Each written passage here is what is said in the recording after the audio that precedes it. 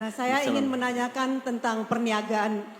Begini Ustadz, kalau ada seseorang ingin berhutang kepada kita mengkredit barang begitu Ustadz. Berhutang kredit barang, dia beli dengan kredit. Ya. Terus? Dia melihat dulu barang itu di suatu toko. Misalnya harga barang itu katakanlah 1 juta rupiah. Saya ingin barang itu harganya sekian di toko Anu. Nah, kemudian berhutang ke saya gitu ya, untuk kredit barang itu. Saya pergilah ke toko itu melihat. Bu datang ke toko itu, Bu lihat. Ibu, saya lihat barang itu dengan harga segitu. Kemudian saya bilang kepada calon pembeli ini, saya mau menjual ke antum, tapi saya mengambil untung katakanlah 30% gitu. Barang ini menjadi 1 juta. Pembayaran tunda berapa lama? 3 kali bayar misalnya gitu Ustaz. Bolehkah perniagaan? Jadi 1.300.000 misalnya. Diangsur atau mudahnya 1.500.000 lah misalnya. Boleh diangsur 5 kali gitu. Dengan angsuran 300.000 sebulan. Apakah perniagaan seperti ini boleh Ustadz? Allah boleh. Bisa jadi boleh, bisa jadi tidak. Bisa jadi halal, bisa riba dan bisa gharar. Ini berbahaya. Ya. Kalau bagi orang yang bisnis seperti ini wajib dia pelajari dulu. Kalau dia tidak punya uang beli buku ini, fotokopi di sini ada bagian tentang jual beli. Saya halalkan bagi dia untuk fotokopi.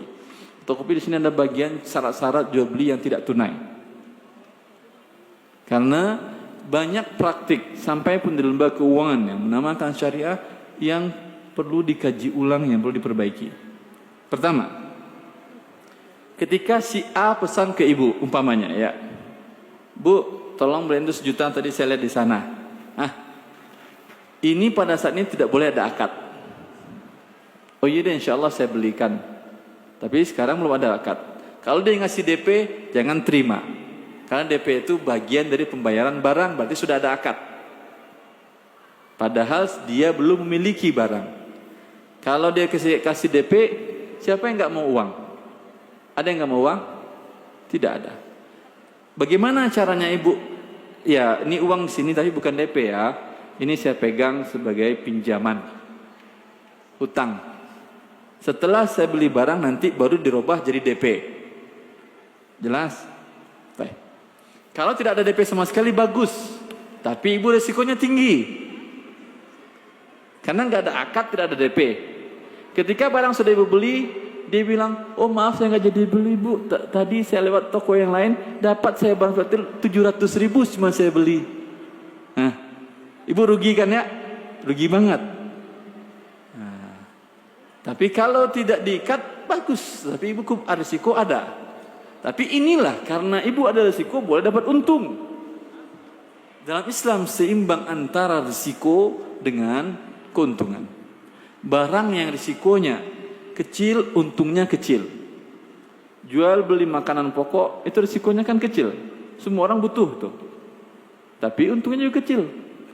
Jual beli BBM, semua orang butuh BBM kan, mobil banyak. Tetapi untungnya kecil. Barang yang aneh itu untungnya besar. Seimbang dia, risikonya juga besar. Barang yang aneh, risikonya besar, keuntungannya juga besar. Maka dengan demikian, ya, ibu risiko ibu ada. Tapi siap nggak sih, nggak ada masalah. Ada beberapa teman yang buat malah besar tokonya ini. Dia memang buat toko kredit malah. Lalu dia minta buat tolong Ustaz buatin SOP-nya Ustaz, saya bikin toko kredit. Seperti tadi. SOP-nya pertama, ketika orang pesan, toko kreditnya apa aja dia jual. Dia tulis toko kredit namanya A, kemudian menjual segala jenis bentuk barang. Mau mobil bisa dibeli oleh dia. Ada di showroomnya tidak ada, nanti dia beli dulu. Motor bisa tempat dia. Traktor bisa di tempat dia. Truk fuso bisa di tempat dia. Baju juga bisa. Mesin jahit juga bisa. Apa lagi? Alat televisi juga bisa. Apapun bisa. Bagaimana cara seperti tadi? Ketika orang datang, barang ada? Nggak ada barang. Nggak ada barang. Tapi Anda pesanan apa? AWC ada. Besok silakan datang, baru kita bikin akad. Kalau mau ber-DP besok ada. Kan gampang. Tinggal disuruhnya caranya pergi barang sana, ambil, beli. Ketika dia beli barang, karena ada resiko kan ya. maka dia bisa meminimalkan risikonya agar orang pada saat orang tidak jadi dengan mengatakan kepada penjual, saya beli barang Anda, tapi beli saya hak khiyar syarat 3 hari. Berpikir untuk jadi atau tidak. Boleh kan? Pak, saya pesan baju A, B, C, D ini, berapa harganya? 100 juta, Pak Ustaz. Saya bayar cash, tapi 3 hari ini bisa saya kembaliin? Oh bisa, Pak Ustaz. Boleh seperti ini? Boleh seperti ini? Boleh, namanya khiyar syarat. Hah? Kalau tidak, cari yang mau. Dan siap biasanya. Ada salah satu lembaga keuangan syariah di Arab Saudi itu, dia beli mobil dari Toyota di sana dengan cara seperti tadi. Saya beli mobil 3 hari, sebulan bisa kami kembalikan. Kata pihak Toyota, nggak bisa kalau gitu. Kapan kami keuntungan ente kembalikan? Nggak bisa, nggak masalah. Dibelinya dari negara tetangga. Bisa. Otomatis penjualan yang di dalam negaranya tadi turun. Lalu perusahaan Toyota negara yang tadi ngajukan ke dia lagi, karena dia bank besar di situ. Kata dia, ya sekarang boleh, mau sebulan, 2 bulan, 3 bulan, mau setahun pun boleh, kembaliin lagi.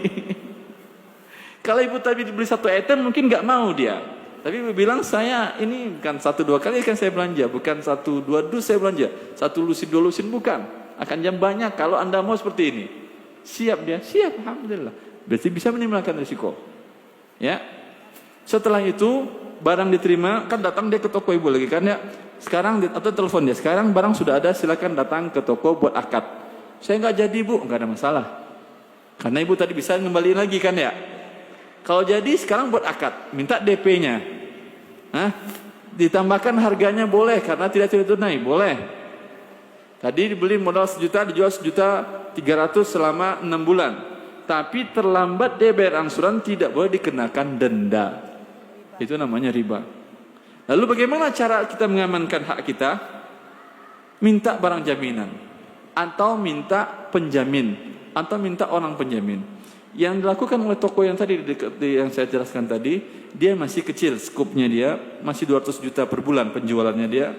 Tetapi karena masih kecil 200 juta per bulan, maka dia hanya mensyaratkan yang melakukan akad dengan dia orang-orang sudah dikenal dia baik. Tapi kan bisa juga Anda kata Anda tidak kenal dengan dia, bisa Anda katakan minta personal garansi, yaitu orang yang bisa menjamin Anda. Di sebagian kan ada kan, sebagian pegawai swasta ataupun negeri, pemerintahan kan bisa dia jadi penjamin, kemudian gajinya langsung dibayarkan kepada pihak yang dijamin dia. Bisa kan? Minta seperti itu biar aman.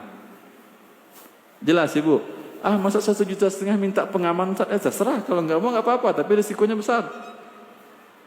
Nanti dia nggak bayar-bayar, dia lari segala macam. Ala kulli hal.